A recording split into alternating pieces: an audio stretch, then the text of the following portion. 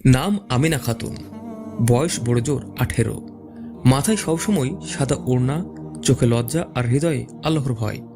তার বাবা হাজি করিম উদ্দিন পেশায় ছিলেন একজন রিকশা চালক। মা ছোটবেলাতেই ইন্তেকাল করেছিলেন।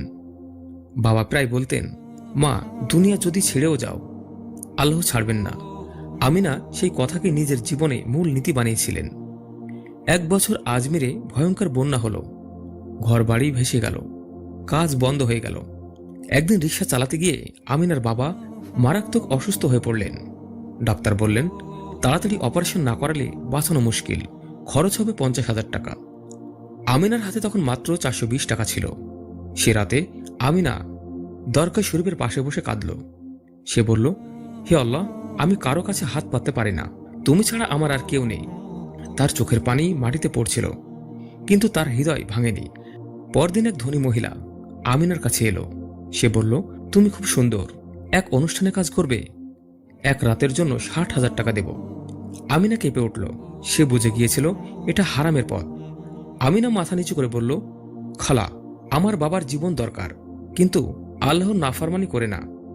মহিলাটি হেসে চলে গেল। সে রাত আমিনা তাহাজ্জুদের নামাজ পড়ল।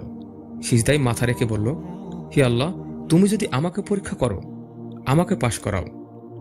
পরদিন সকালে দরজায় টোকা। এক অচেনা লোক দাঁড়িয়ে। সে বলল, আপনি কি হাজি করিমউদ্দিনের মেয়ে? আমিনা ভয়ে কাঁপছিল। লোকটি একটা কাগজ আর টাকা বাড়িয়ে দিল। আপনার বাবার নামে জাকাত এসেছে পুরো 75,000 টাকা। আমিনার হাত কাঁপছিল। সে শুধু বলল, আলহামদুলিল্লাহ। অপারেশন সফল হলো, বাবা বেঁচে গেলেন। হাজি করিমউদ্দিন চোখের পানি মুছতে মুছতে বললেন, মা, তুমি আমাকে না, আমার ইমানটাকে বাঁচালে। এই গল্প এখানেই শেষ না। কয়েক মাস পর আমিনা মাদ্রাসায় পড়াশোনা শুরু করলো।